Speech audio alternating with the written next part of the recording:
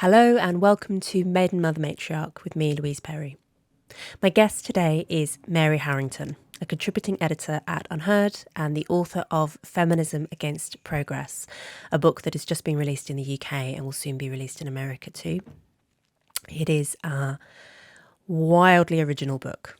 You know, you don't have to agree with Mary on everything, but you do have to admit that she is a brilliant thinker. Her analysis of history is so radical, upends so many progressive shibboleths.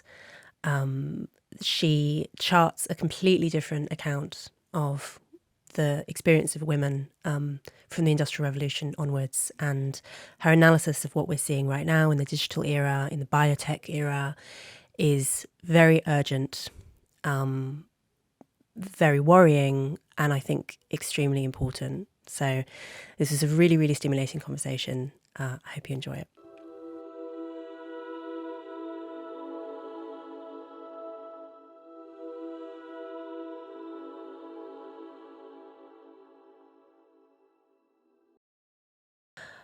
Mary, could you please explain to the boys and girls at home what reactionary feminism is?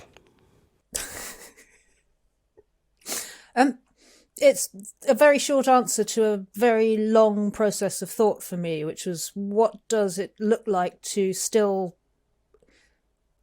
believe that women's interests need defending, even if you don't believe in progress? Mm-hmm. So, or to put it another way, if I don't believe in progress, can I still be a feminist? And to cut a very long story very short, I came to the conclusion that not only did I not believe in progress, but it didn't follow from that women's interests don't still need speaking for and to in and of themselves, as distinct from those of men.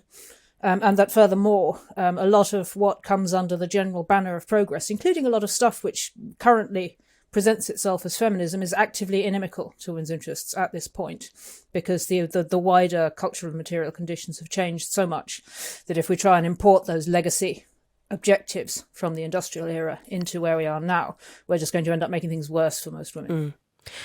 What's the difference, do you think, between conservative feminism and reactionary feminism? Because I get this question all the time. No, I'm not sure that there is such a thing as conservative feminism.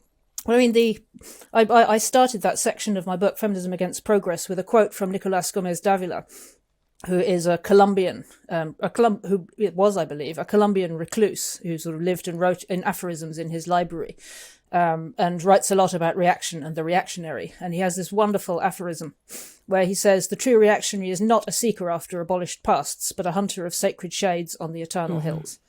And to me, that sums up the difference between conservative and reactionary very neatly, in the sense that I don't think there's any point trying to turn the clock back. I mean, I'm fond of saying that the tradwives and a return to what people call the traditional family, quote unquote, is not actually very traditional. In fact, it's distinctively modern because it emerged in response to work leaving the home in the industrial era. And so to talk about going back to the material conditions of the industrial era for most young men and women forming families now is just self-evidently nonsense. You know, you can't go back to it. Well, you can't easily, without a lot of systemic changes, go back to a world where manufacturing jobs are abundant and well-paying enough that a significant proportion of the population can survive on one income. I mean, it would be desirable to return to a world where families can survive on one income, maybe, but whether or not that's even possible is an open question, and whether or not it will be feminist to try. What you'd have to do in order to get there is another question. Whether or not it will be in women's interests to try. I'm unconvinced. It's funny, ever since you coined the term reactionary feminism, like a few years ago, and I initially started using it as a joke, and then increasingly using it quite seriously because it's actually a great term, in large part because it's funny. Now, if I'm accused of being a reactionary, my instant response is like, "Thank you." Why? Yes, thank you very much. You have me bang to rights. Yeah. I mean, to be the genesis of the term for me was out of a very lengthy argument with a friend, conducted almost entirely via Twitter DM over a period of several months, where he picked a fight with me over the term post-liberal, which I was fond of using at the time. And he said, "Well, what does that actually mean? You know, you don't mean post-liberal, you mean reactionary." I said, "I beg your pardon. You know, who are you and why are you telling me this?" And we had an extremely long argument about it. And his position, to very, very crudely, was that post-liberals are reactionaries who don't inhale. They're just not thinking through the implications of their stance. And that, in fact, it was much better just to be hung for a sheep as for a lamb. And so instead of calling oneself post-liberal, you should think it all the way through and just call yourself a reactionary, as distinct from being a conservative, because there isn't really anything left to conserve. And if you're a reactionary, that implies a completely different relation to what your political change plan might be, if even there is such a thing. It's a completely different relationship to the recent past, I think. Yes, it's and absolutely, it's a completely different relationship to the recent past, and what we might be trying to achieve through the political process, or even what the political process is. Now, this is a much bigger debate than one just concerning feminism, and we went round the houses over it in all kinds of directions. But eventually, I conceded the point. I thought I came to think that actually he was right. That post-liberals are reactionaries who don't inhale, and by way of conceding, I just changed my Twitter bio from post-liberal feminist to reactionary feminist, just to see how long it would take him to notice. And it's about 3 days, I think. It was a very, very oblique way of conceding defeat on that point. And then a little while, and besides, I just thought it was funny. It was a nice, the idea of being both a reactionary and a feminist just struck me as funny, and it's a sort of it sort of short circuits a whole load of stuff. So I thought, well, I'll just leave it there. It seems apt, even though I don't completely know what it means. And then a little while after that, somebody at First Things wrote to me and said, "This is a very arresting phrase you've coined. Would you like to write something for us and tell us what it means?" And I thought, well, sure, but I have to work that out first. And so I think the first draft I filed was it was a kind of Marxist reread of the history of feminism, composed almost entirely of Davila quotes, which was just, it was great. It was a very arch joke, but it was not really suitable for publication. So they very politely rewrote it several times until it turned into the piece which now stands at First Things, which is called Reactionary Feminism, which was probably the first time I ever set out to explain how I got to not believing in progress, but still wanting to defend women's interests, and what I believe that means in practice in terms of where we are now. So it was a very, very kind of it was an extremely online process, I suppose. How appropriate though, because this is about fashioning feminism for the digital age. I guess. So it's sort of, it makes sense that it should have been a very online way of finding myself. But I'm a great believer in memeing first and asking questions later, because I think often you can intuit a convincing. You can intuit something in very condensed form, visually or through a snappy phrase, and not completely understand what it means, but people get it and then and have fun playing with it. And then, much further down the line, you figure out how to explain it in paragraphs in terms that would make sense to somebody who doesn't think like that. Like dark satanic John Stuart Mills is one of those stupid coinage that I've been playing recently that I think catches something. It'll probably take me a while to explain in paragraphs, but yeah, reactionary feminism started very much in those terms. I think the reason for the common internet phrase "the left can't meme," I think it's true, and I think the reason the left can't meme and the reason that the right are marginalised in basically every institution except the internet, because actually the right are really good at memeing, is because memes are all about capturing intuitions, like immediately, visually, with very little text. You just get it. And I think reactionary feminism does that. And to the and to the extent that progressivism, which I should say I distinguish from leftism in the industrial sense, but cyborg progressivism, which is really what I set myself against. I'm not really hostile to the old left, because I think they, their position, their role and within the history of the industrial era was, on balance, an extremely positive and necessary one. But cyborg progressivism, I see as just straight up, bad for people, bad for humanity. So I don't see them as my friends. And to the extent that worldview is a war on noticing, of course they're going to be bad at memes, because memes are they emerge out of pattern recognition. That's gestured at or sort of referenced obliquely rather than being sort of directly spelled out at tedious length. If you have to argue your case, then you've already lost. You get the joke about the left wing memes, which are just a wall of text on top of a fairly boring picture. That's kind of that's a structural problem with being at war with basic reality. I think you have to explain yourself and using a lot of words where in fact everything that you're saying runs radically counter to what people just intuitively see as true. Yeah, the phrase should really be progressive can't meme, because yes, I think that distinction is really a valuable one. And actually there's a lot in your book which is very old left. When you write, for instance, about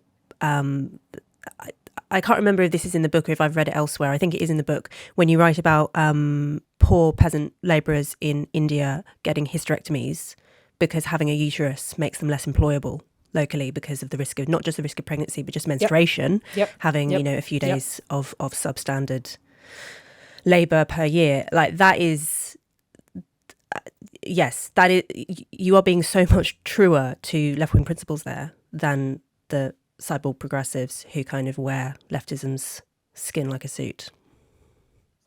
Absolutely. Well, that's very much my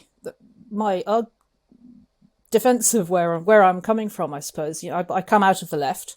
I was waving placards at anti-capitalist rallies in my 20s, back at the age of peak progress in the noughties, when Starbucks was only just starting to colonize all the independent coffee shops. And it still felt as though the old left might stand a chance, before Occupy Wall Street failed, really. My basic priors, I don't think, have changed a great deal since then, except that I lost my faith in progress. That's really the main substantive difference. And what seemed to happen around 2008 is the people who decided that they still believed in progress, had to turn leftism into something that was compatible with Wall Street. And the people who lost their faith in progress and sort of kept the critique of capitalism had to abandon the left. And there's been, in politics, it's been just a colossal mess ever since, with everybody trying to figure out where exactly they stand. And I'm by no means the only sort of late Gen X person with basic fundamentally anti-capitalist priors who's trying to make sense of what happens when the movement of capital isn't into the natural world, or the natural or mineral or even animal world, but has turned inwards to the human body. And to me, that's really the defining feature of where we are now: the enclosure of the human body and the enclosure of the human soul. The enclosure of the soul happens via via paid for social media. In the sense that the basic money making mode of internet is to use big data as a way of aggregating insights about human desire and then monetizing those in one way or another. And there's 1,001 ways we can look at that, but one where you and I both converge in our interests and our polemic is the pornography industry, which I think is probably the most literally and figuratively nakedly venal instance of the enclosure and commodification of desire, which is to say an aspect of the human soul. And then in biotech, the same enclosure and commodification of the human body. And of course, the two are deeply interlinked in the sense that the digital now serves to condition and to discipline and to structure, our fantasies about what our bodies can be, and also our desires. Pornography isn't just it isn't a static thing; it's a vector. Once you find yourself on that train, you're swiftly out in the world of blueberry porn and goodness knows what else besides. I'm sorry, I'm going to have to stop you there and ask you to explain what blueberry porn is. Really, Louise, you just wrote a whole book about this stuff. You're the one who's been deep down in the squalid bowels of everything, which is so disgusting. I know what blueberry porn is, or what blueberry porn is shorthand for. I mean, so should we say that it's shorthand for very, very weird kind of internet-enabled fetishes that no one would have come up with on their own? Yeah, I think that's probably a fair description. Without leaving your viewers needing a dose of. Please don't Google it, anyone. Don't Google it. Please don't Google it. But there are. Let's just say there are, as Louise says, some deeply squalid internet-enabled fetishes out there, and all of which sort of come into the category of people just trying to feel something, having burned their synapses completely dead through repeated obsessive consumption of internet sexual stimuli. What you, Louise, call the cultural death grip. And people end up consuming the most out there and sometimes just literally depraved content just for the sake of feeling something. That which includes all manner of abuse footage, but also grotesque and computer generated or digitally generated just fantasy content. The historical narrative that you're presenting against the progress model, so against the arc of the universe bending towards justice model, is one where I suppose if we have a much earlier era of capitalism devouring the natural world and absorbing and destroying it, what we're seeing now is that process moved to the human mind and body in the digital and biotech era. So it's not that there's no progress to be seen there at all. What we're just seeing is basically more effective technology put to the purposes of capitalism to absorb ever more of it. I suppose it's just to nuance that, yes, and I would nuance that ever so slightly by saying it's not as though nothing changes. And depending on where you stand, the process that I'm describing often can look like progress, in the sense that when you use a technology to free yourself from a natural limit of some kind, whether that's the carrying capacity of a given area of farmland, or for example, or how quickly you can get from A to B. You burn energy in one form or another, whether that's through nitrogen fertilizers or fossil fuel, internal combustion engines or whatever. But in some respect, you're using technology and probably burning energy in order to transcend some kind of natural limit. You do get a dividend of freedom from that. Somebody will be getting something out of it. So it's not without benefits depending on where you're standing. And that of course goes for the AI and the biotech era as well. But the flip side of that is that it's impossible to disaggregate freedom and trade. And to the extent that you get a dividend of freedom, you will also get a dividend of commerce and commodification. And again, some people will profit from this. Some people will make a lot of money, and then other people will find themselves being exploited because that's just the nature of the beast. And you can see that clearly. One of the examples I've given is the Enclosure of the Commons in Britain in the 19th century, where all the subsistence peasants who'd been living on the land and exchanging, a defined number of work days per year for the right to farm a certain subset of land in common. They were all displaced from the land, which was then enclosed and privatised as the private holding of a landowner. And there was a dividend from this in terms. It was the backdrop to the first Green Revolution. By Green Revolution, I mean it drove an absolute boom in agricultural productivity, which went to feed the urbanisation of Britain, and it went to feed the swelling swelling population of the industrial cities. So it wasn't without some positives, in the sense that there was more food. That was all great, but at the same time there were it wasn't as though the peasants were grateful to be liberated from what from our perspective looks like serfdom. There were riots. There were pitched fights. They didn't want to be emancipated. They wanted their livelihoods, and so they were. It was fiercely resisted. Enclosure was resisted by the peasants. And actually, this is a bit of a digression from reactionary feminism. But if you read the poet John Clare, who was a contemporary of the Romantics, Wordsworth and Coleridge and co, in the 19th century. Late 18th, early 19th century. He's an incredibly tragic figure because he was a peasant. He lived in Northamptonshire, a little bit north of where I am in the east of England.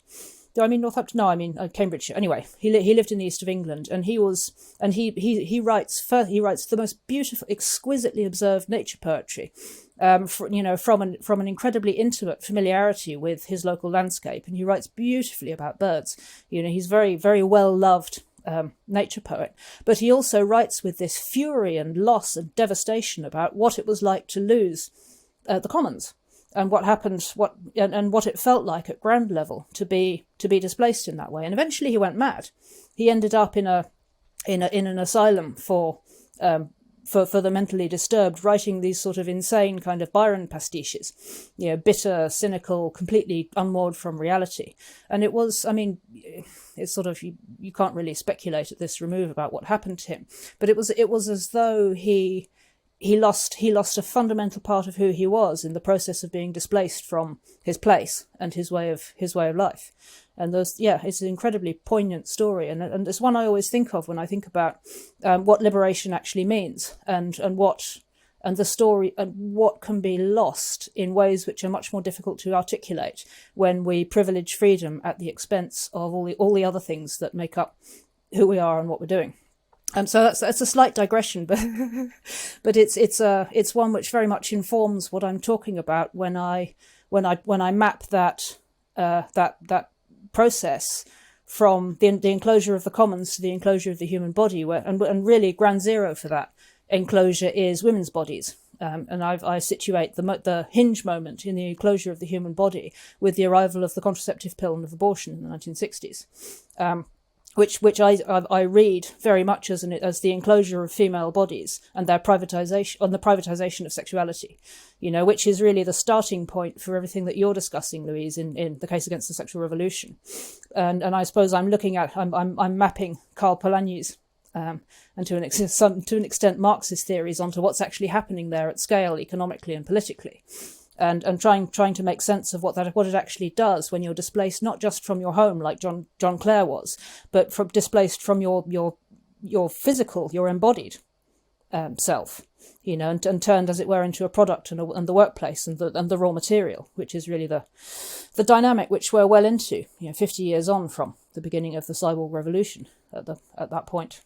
You've said that you think the pill was the first transhumanist technology. Yes. Could you explain what you mean by that? No, that's not a point. No, that's not actually. I haven't said that explicitly in the book because I think it was subsequent to completing the book that I realised the implications of everything that I was saying, and realised that actually if I telescope down everything that I'm talking about, the beginning of the cyborg era, which is, to put it more succinctly, it's the transhumanist era. It's the point where our particularly women's understanding of personhood becomes inextricable from a reliance on for-profit technologies, in the sense that, to conceive of ourselves as emancipated means that we have to rely structurally on an ability to interrupt, using technology, our normal, healthy functioning as fertile female humans. So we, and otherwise we simply don't read as people. Women are not people unless our fertility is technologically interfered with so that its default setting is off, instead of in fact the normal the normal healthy functioning of female fertility, where the default is on. And when I say the pill was the first transhumanist technology, I mean it tipped us from a medical paradigm where the aim of any intervention in the human body was to fix something which had gone wrong. So, for example, I have a headache. I take a medicine to make the headache go away, or my leg is broken and I go see the doctor who sets my limb and helps it to heal. And I think then it's a difference in kind to ask for a medical intervention, not to fix something which has gone wrong, but to fix something which is going right, which is to say normal, healthy fertility. My argument is that once we embrace that paradigm and we make that structurally indispensable for women to be read as people on the same terms as men, what we're saying is that transhumanism is a structural necessity for women, for women to exist as political people. So in that sense, feminism, unless you're willing to question the basic, the understanding of what a person is, which sits at the root of all of those arguments, you're sort of shunted irreversibly towards feminism then becoming the entry point into transhumanism. And in Feminism Against Progress, I've made the case, I hope convincingly, that entry point has led into a much wider incursion of the transhumanist paradigm, the sort of endless biomedical upgrades of the human person, into its incursion much further into our bodies and our souls since the 1960s. But that really it was a feminism committed to the liberal idea of the autonomous person that propelled us into that, plus technology, which propelled us into that that paradigm, which is where we all now are.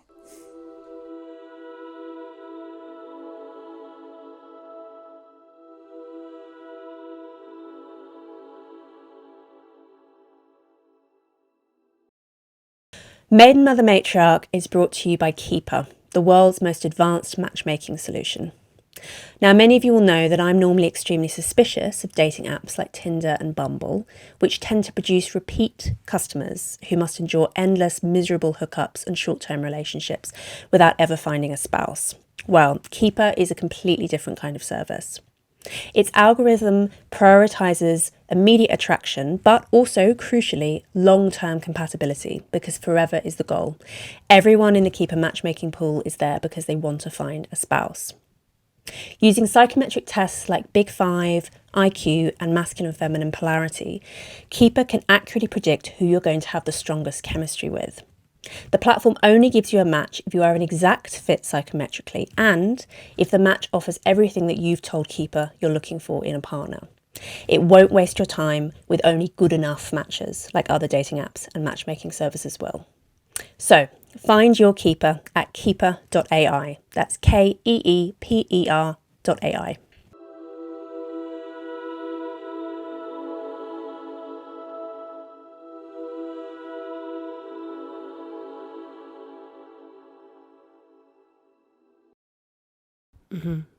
And all done in service of the pursuit of freedom. But I suppose that a point that you make very well in the book is that this is freedom very, very much mediated by class, and the people who are winning from this regime are overwhelmingly the rich, which might include some rich women. So that like it isn't clearly the case that this is entirely not in women's interests. It's just not in the interests of the majority of women. Could you explain a little bit about the class distinctions that you see? Yeah, so, I mean, in this sense, I'm arguably a class traitor, in the sense that I belong very much, without indisputably, to the laptop class. I don't work in the physical world for a living. I sit at my laptop and I type stuff. So I'm very much I'm a net beneficiary of the feminism of freedom, the cyborg feminism of freedom now as it now is. But my read on this is that it's possible, or at least it's much more plausible to argue that women can and must do our best to transcend our physiology, and that to be a person is to flatten in every possible way the accidents, or give the givens of our physiology. This is I wish I could remember the exact quote, but the transhumanist and trans activist Martine Rothblatt expresses this very, very succinctly in From Transgender to Transhuman, which is a sort of manifesto for everything which I'm adamantly not keen on. And Rothblatt puts it very much in those terms, that the march of progress means liberating ourselves from every imaginable given of our birth, every imaginable accident of our birth. Whether that's our economic givens or our physiological givens or our ethnicity or our sex. And as far as Rothblatt is concerned, that's what progress means. And it follows from this that we can and should use technology to emancipate ourselves, first from the givens of our sex, and then by logical extension of that from the givens of our human embodiment, full stop. And should we wish to upload ourselves to the cloud, then the book argues that should entirely be our prerogative. So that's the optimistic case for the kind of transhumanist understanding of what emancipation is. My view is that it's all very well to say that if you're a multimillionaire farmer entrepreneur, but it's another thing altogether if you're a farm worker in Maharashtra in India, where it's simply not plausible to emancipate yourself from the givens of your body, or at least it means something very different to emancipate yourself from the givens of your body. And it's easy to see that if you're looking across geographies, but it's even the case within the developed world. So I mean, if an example I often give is that you don't really see any noisy feminist campaigns for 50-50 representation of women in waste collection. and everybody knows why. You know, if you watch the bin lorries coming down the street and the guys running out and collecting the bins and then, you know, lobbing them into the machine, and then it's incredibly physically demanding work, you know, and it's not very well paid, it's extremely low status, it's smelly and unpleasant, and it's very hard work. And those guys are ripped. And I can't imagine how many calories you must burn doing that for a whole day. And you know, and because there's nothing appealing about it, the feminists are not even remotely interested. Nobody cares that. I mean, somebody will almost certainly pop up in my mentions now and say, well, I know a female bin lorry. I know a female bin man, and you know, maybe there are one or two, but most women are just, you know, they're more likely to be 5'4" and somewhat slighter of build, and I think it's just not really work that you would choose, given the, you know. So if you're down at that end of the socioeconomic food chain, sex still matters. You know, and this is a point which the gender critical movement often makes, that if you're fleeing domestic abuse, or you're homeless, or you're just poor, or you're in prison, sex still matters. If you just don't have the social status, and you know, the social economic capital to emancipate yourself from, or to wall yourself off from the exigencies of reality, you just can't keep up the pretense. And even among middle and upper class women, you know, it's only really convincing to emancipate yourself from the givens of physiology until you have kids. Unless you're so rich that you can subcontract gestation, and then you can subcontract care of your children, you know, at which point you really need to be Elon Musk's baby mama, or, you know, up there in that sort of super stratum. But, you know, for most average middle class women like you and me, you're confronted, you know, as you and I have both been, with how the certain kind of irreducible physical realities the moment you have kids. So I think it's important to understand that this idea that we can dematerialize our physiological givens, or importantly our sex givens, as a basic feature of human liberation is an incredibly class blind. It's an incredibly class blind fantasy.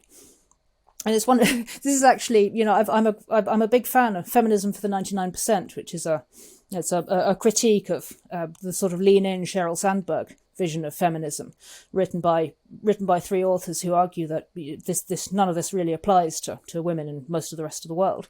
But one of the curious ironies of the book is that somehow they haven't thought through the implication. They're still in favour of including trans women in that feminism, and not realising that in fact the idea that a male could become a woman is very much a feature of the sort of Martine Rothblatt perspective, which claims that we can emancipate ourselves from our physiological givens, and as such it just doesn't belong in their analysis at all. It radically undermines their analysis, and I find that curious, but it's one of the shibboleths of the cyborg progressives. So I think maybe just including that it's just the price you pay for not being excommunicated. So I don't know. I'd love to ask Nancy Fraser someday whether she really believes that. Yeah, I mean, I'm genuinely of the opinion that 90% of people who pay lip service to that don't really believe it. But that's another conversation. Yeah. It's Václav Havel's greengrocer's poster, isn't it? Yeah. You know, it has to go in the window. But to be honest, every time I read an otherwise interesting feminist book, and I get as far as the greengrocer's poster in the shop window in the introduction, I just think, oh please, no. could you not just go around it? Could you not just not say that and just leave it, just let it be between the lines? But almost nobody does. You can see why writers in academia do that. We both have the rare privilege of generally not having to, but it means that you do exclude yourself from certain places. I was just reminded while you were talking about the mining of poor people's bodies for profit in the 21st century of an historical analogy which I hadn't linked to before, but I'm just reminded in my own head because I did a lot of research work on this some years ago and never ended up actually writing anything publicly about it. Body snatching in the early 19th century. Very, very interesting class politics around body snatching, because I can't remember the exact sequence, but initially you only have executed criminals whose bodies can be dissected by anatomists, and then you have a an expansion of medical schools and a desire for more bodies, and there aren't enough executed criminals, because this is at the same time where you have a reduction in use of capital punishment, which is also why Australia was colonised. That's a whole other story. And so you just have fewer bodies available, and so body snatching becomes big business, and there is push to allow the bodies of people who die in workhouses to be anatomized. And poor people are obviously extremely opposed to this, because this is an era when, I mean, not only do people in all cultures tend to have very, very particular views of what should be done with human bodies, but also this is in a very Christian era when people believe that, you know, your soul will not be saved if your body is anatomized, which is why it's of course done to condemn criminals, and it becomes a source of class conflict, which is eventually resolved by formaldehyde, because now you don't need that many bodies to anatomize, because you can preserve one body. I mean, when I was briefly at medical school, we just shared a single well-preserved body among half a dozen medical students, and this was someone who was probably not religious and quite happy to donate their body to medical science. But you know, 200 years ago, the class politics are completely different. And what ended up happening, which bodies ended up being mined? It was in America, it was the bodies of slaves. In elsewhere in the world, it was the bodies of very poor people. It was paupers' graves that were ransacked. It was not the graves of rich people. You know, when it's that insight in the Nina Simone song, you know, where she got my eyes, got my ears, got my whatever, like it, but put to like a really morbid use. Like, basically, if you're poor, that is basically the only thing you have in the end, is your body. And I mean, of course, is extending beyond that. There's the absolutely blood curdling history of medical experimentation on live female enslaved people in the United States in the 19th century. I mean, the specifics are so horrifying, and you know, and led to scientific discoveries which are still in use now. But those poor women, yeah, and what they endured, yeah, and we're mad if we think that could not just as easily happen in our era or in the future, just in different ways. Well, I mean, well, it is happening. I mean, it happened. It happened in the Nazi under Mengele in the camps. Paul Virilio makes the point that what happened, what was done in the camps serves as the precursor to a great many biomedical experiments which have been, you know, to a whole body of work which has simply been continued since Mengele's days. It's just been whitewashed, as it were. And it's being continued in China. I mean, it's now very well documented and widely understood that the Chinese political prisoners, particularly the Falun Gong, are held, are incarcerated, and then they're killed to order for the transplant industry. And I'd be extremely surprised if that didn't also extend to medical experimentation where necessary. And just to bring that back to Europe, I mean, it seems fairly clear to me that the principal difference between our direction of travel in the West and the direction of travel in China is that we maintain a legacy Christian heritage conception of the human person and the dignity of the human person, which acts as a drag, as a sort of sea anchor on the sort of Roman levels of inhuman experimentation on anybody who's, you know, unfortunate enough to become the subject of that kind of torture. But in China, because they have quite a different conception of human individuality and human personhood, there's just less of a block on that. And so in the United States, I believe there's a bill going through in Massachusetts at the moment, which is essentially the same, you know, transformation of incarcerated people into resources. They've just given it a thin gloss of opt-in, because what they're proposing to do is to offer reduced sentences for incarcerated prisoners in exchange for donating organs or bone marrow.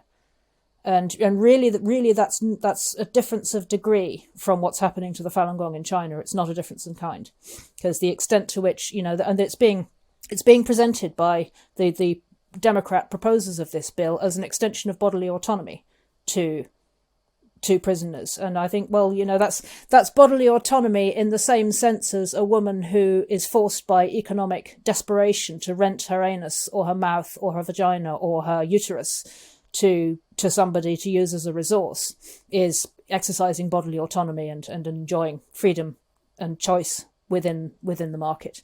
It's choice of a kind, but only in the absolutely thinnest possible understanding of choice, and with a willful level of blindness to the class asymmetries and the power politics, which just get glossed over by focusing on the invisible hand. Exactly. The invisible hand is actually holding a big stick for a lot of people, which is really not very. It's plenty visible if you're at the sharp end of it. Yes, and if you are, say, a Kardashian, I think you mentioned the Kardashians as examples of people who are sort of benefiting from the cyborg era.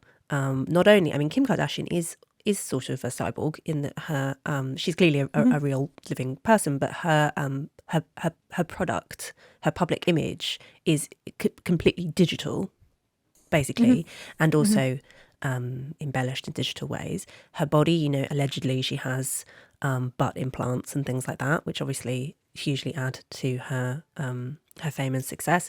And she used a surrogate at least once to have children. So she is an example of a woman who is certainly making a lot of money and sort of easing some of her personal struggles through the use of this kind of cyborg technology at the expense of poorer women, and probably to some extent at her own psychological expense. Although who can say, because she's quite a difficult person to understand on that kind of intimate psychological level. But this stuff can look like freedom for some people. Yeah, if you've got the money to pay for it. Somebody sent me an email or a message or a social media advert that they'd received just the other day, which summed this up in a nutshell. It said, "This International Women's Day, we'll celebrate International Women's Day by hiring a cleaner." Really? And I think, the idea that you can celebrate women's emancipation by subcontracting gestation is really the same logic, but taken to its extreme. Because the chances are your cleaner will be a woman who also, more likely than not has her own house to clean, and she more likely than not has her own children to look after. And the idea that we emancipate ourselves, it's a Ponzi scheme in a nutshell, And if you're at the top of a Ponzi scheme, you can do pretty well out of it. But if you're down at the bottom, it's a completely different ballgame. And the idea that we can emancipate ourselves from the givens of our bodies in that way, for women, for more often than not, it turns out to be a Ponzi scheme. I mean, I guess for men as well, to some extent, men can also sell their organs, and indeed their male prisoners selling their bone marrow, as you say. So it's not strictly a women-only issue, but I think that I think it disproportionately impacts women. And my view as to why, say, selling sex or selling reproductive services as surrogacy or selling your organs, all of these things are different from selling your labour, which cleaning is, to be fair. That's an age-old practice, people selling their labour. I think we both think that that's fine as long as people are properly reimbursed and treated properly and so on. But there is a difference in kind between that and mining the human body for profit in the way that we are now doing in the biotech era. My feeling is that it's because things like sex, things like reproduction, things like bodily integrity are sacred, is the word I'm going to use, kind of provocatively, but that they just are. People experience them differently. People have enormously different emotional responses to those kinds of incursions compared with selling their labour, for instance. I mean, this is cyborg theocracy, to use your phrase, which I'm going to ask you to define in a moment, doesn't believe in that kind of sacredness. It has a completely different set of sacred principles. And that's why I think we are at odds, because we basically just have completely different definitions of what is sacred and what needs to be protected. They want to protect freedom. That's their sacred principle. Yep, I think that's it in a nutshell. I think the way I put it in Feminism Against Progress is that, if we go back to this analogy, the enclosure of the commons and the enclosure of the human body, John Clare was displaced from his home, and that was bad enough. But it's not possible to when you enclose a human body, it's not possible to displace me. It's not possible to displace me from my body in order to privatize my body without me, because I'm still, I am my body. So when you proletarianize women by privatizing our bodies, we're still in them because we are them, and therefore the experience it's experienced in a very different way, which is just straightforwardly the stuff of nightmares. To continue to be embodied while somebody's has turned you into a resource is the stuff of nightmares, and this is what countless sex trade survivors report as the ground zero of the deep trauma and dissociative pathologies which they end up trying to recover from for many years afterwards. There's the experience of continuing to inhabit your body as you do, because we are our bodies, while somebody is using you as a thing. It's a lot to endure, and it was bad enough for John Clare to be displaced from his home, but in theory at least it's possible to create a home somewhere else. It's possible to move countries and to make a new home. It's not, but you can't if you displace me from my body, I have nowhere to go. And there's something profoundly nightmarish about that. And I see and honour your use of the term sacred. I think that it condenses. It condenses a lot of references to a lengthy spiritual heritage in the West, which we probably don't have time to get into here.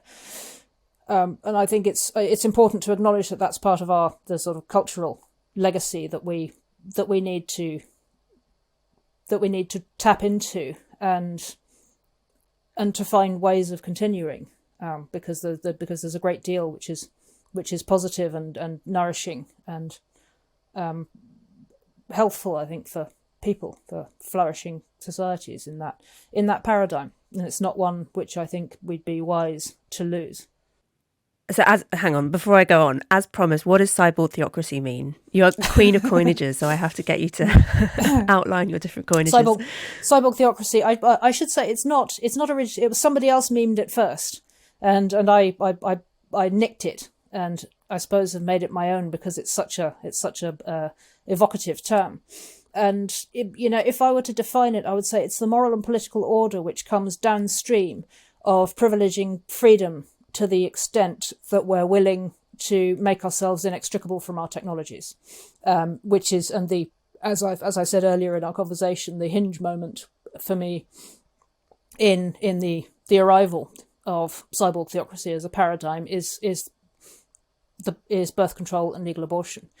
And to my eye, abortion serves increasingly now in the political debates surrounding abortion. It seems to have taken on for the cyborg theocrats a kind of sacramental significance, because it's a point where there's a zero-sum conflict between freedom and interdependence.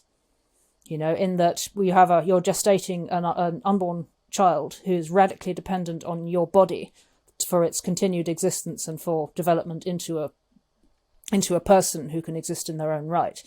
And to continue to welcome that person is an act of radical hospitality, which has all sorts of implications, as both of us know, for the mother. And to say at that point, that our freedom is so important that it can be claimed even at the expense of that radical vulnerability.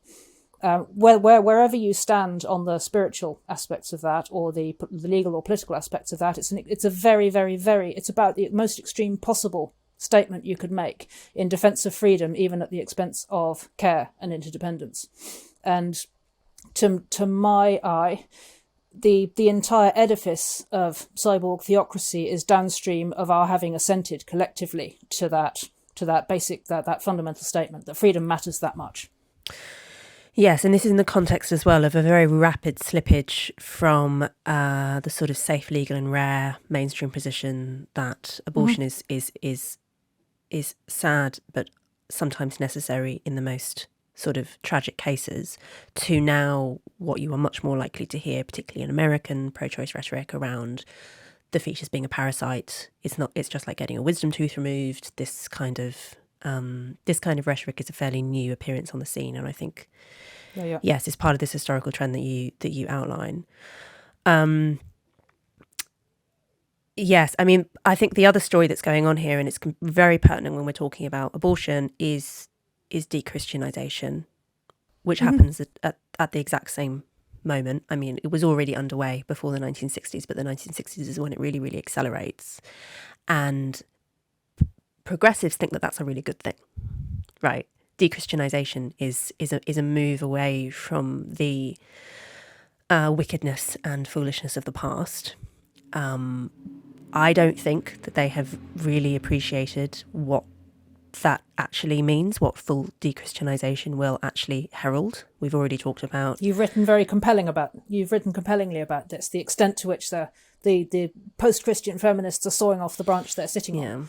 You know, in the sense that the aim is to abolish Christianity in service to what are essentially Christian values, not realizing that if you get rid of the account of the human person, which is founded in Christianity, then there's fundamentally no basis left for those values at all, and therefore there's no real guarantee that we're going to see them persist. And I think you can make the same case for transhumanism more generally, you know, which fundamentally depends on attacking our common understanding of what human nature is, you know, the sort of basic, the normative gestalt understanding of what people are and what we do and what we can and can't manage, and what, you know, and an account of human dignity and human personhood and our physical integrity. You know, all of that is up for grabs. There is up for upgrade in the transhumanist paradigm, but once you get rid of that paradigm, why would and the positive case for transhumanism is that, you know, if in doing this we could relieve suffering or ensure lengthy, dignified lives, then surely that's a good thing. And I'm thinking, yes, okay, but if you get rid of that essentially Christian understanding of the human, of what a person is and what we should and shouldn't be trying to achieve, then why would those values even really matter anymore? You know, why would somebody not, you know, apply the same technologies to a completely different set of ends, such as, well, at that point we're back to Mengele and the camps, aren't we? And there's very little. You're left with very little by way of counter argument to a whole new wave of Mengeles once you've attacked the basically Christian understanding of what a human person is. Yeah, and it becomes really hard to, if you do away with the Christian notion of sort of radical spiritual equality, you know, often very inconsistently expressed, Christian societies do all sorts of horrible things to each other and to other societies. But at least it's there. You know, if you're in early 19th century debates over body snatching, there is still a collective understanding that there is something wrong about destroying people's bodies and thereby destroying people's souls within a Christian framework. If you do away with that, you know, like the point that I try to make to kind of anti-Christian feminists, and I should say I say this as a kind of agnostic cultural Christian. I'm somewhere in the middle in terms of my actual belief, but I say to anti-Christian feminists, you know, if you like Christian patriarchy, you're going to love post-Christian patriarchy, because I think that's absolutely right. Yeah. It's absolutely right, and again we can extend that into the rest of transhumanism, where I think the right is most ambivalent about the transhuman turn is not in the creation of monsters, because I mean most on the right will instinctively be disgusted by pediatric gender transition, for example, or human animal chimeras, you know, and will reflexively come out against that stuff because, you know, essentially you're creating Frankenstein's creatures, but a major site of ambivalence for the right on these kind of transhuman technologies is where you're not creating monsters but creating supermen, and that's that I think is very much up for grabs. Enormously tempting. If you have the technology, it is enormously tempting. That's precisely, and I mean, I know you've spoken to or are shortly to speak to people who are certainly outside the cyborg progressive left, but who are very enthusiastically engaged in, setting out to create supermen. And it's I don't really know where that debate is. I sort of feel like the right has only just begun to have that debate about where do people stand on the creation of supermen? Is this forbidden, and if so, why? And if it's not forbidden, then why? How can we even plausibly argue against anybody else who wants to remodel themselves as they see fit? And really, how do we hold a coherent position on this at all? Yeah, it's an enormously confused area in my view. Yes, I mean it's the conflict between the Christian and the post-Christian right is only in its earliest stages, really. I think on these matters. Absolutely. Yeah. Yes, and I think that to some extent the reason why we have until recently been opposed generally on a societal level to anything that smacks of Nazism and eugenics and so on is because of the fallout from the Second World War. But I think that as people come to forget that, and the people who lived during that era die away, I think that those limits will fade. And I think that's already happening. And if Christianity has also faded, there's really nothing in the way. That's a cheery place to arrive at. And this is fundamentally what the project of reactionary feminism is about. It's about doing our best to reground men and women in our bodies and our relationships to one another. Maybe it's a futile attempt to stand against some of these macro trends, but I feel if we're going to stand any chance at all of mounting a counter argument, it has to start from solidarity with men and a re-engagement with our embodied selves and our relationships to one another. And so I make the feminist case against the pill. I make the feminist case for men having their own spaces just as women have their own spaces, and for radical solidarity between the sexes in the interests of having anywhere to stand against some of these larger and, to me, profoundly disturbing trends. Yeah, reactionary feminism defending the human. Yep, in a nutshell, yes. Yeah. It's one. There are different ways of approaching a defence of the human, but that's I suppose that's the bigger picture of what I hope to achieve or make some small contribution to. A beautiful note to end on. Mary, can you tell viewers and listeners when your book is out, where they can find more of you? The book is out now with Forum Press. You can find it through all major booksellers. You can find most of my writing is at UnHerd, where I'm a weekly columnist, at my Substack, Reactionary Feminist, and you can find me on Twitter at Moving Circles. And when's the US publication? The US publication is on the 25th of April, and the publisher is Regnery. I'll actually be out in the US in DC and New York, in case that's any of your neck of the world. I'll be doing a few book events around the 25th of April to celebrate the book. Fantastic. And I think also a live event with UnHerd. Yes. It's also coming up. I'm live streaming with UnHerd this coming week on Thursday at 4 p.m. So look out for that. I should say as well that the audiobook I would highly recommend, partly because Mary has to read out some incredibly embarrassing quotes acquired on the internet. It took so many takes to be able to read out the Cardi B, and just doing it in an English accent is pure comedy anyway. Yes, so. I remember us having a debate. Do you say arse? I think you do say arse. I think that's the only way to pronounce it. Yeah. I can't. Did I say arse or ass in the end? I can't remember. Well, buy the audiobook to find out, everyone. There you go. There we go. Mary, thank you so much. Thank you, Louise. It's been great.